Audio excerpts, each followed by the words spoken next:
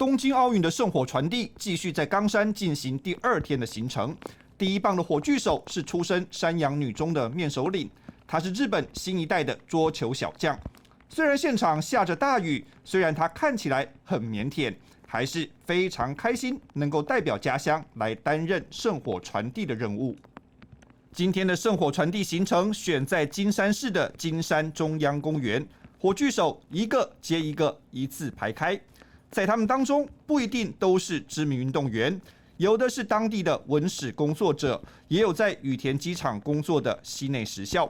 看他将圣火转交给身心障碍的代表米乔，米乔说，希望借着圣火的传递，让更多像他一样的残疾人士能够走出户外，迎向阳光。也希望大家都能看到他们非常努力的生活。在工作人员的协助下，米乔将圣火传给下一棒的角田直也。角田曾经当过海外志工，目前是小学老师。他希望这一次参加圣火传递，可以让班上的小朋友对奥运产生兴趣。东京奥运的圣火接下来将离开冈山，前往鸟取。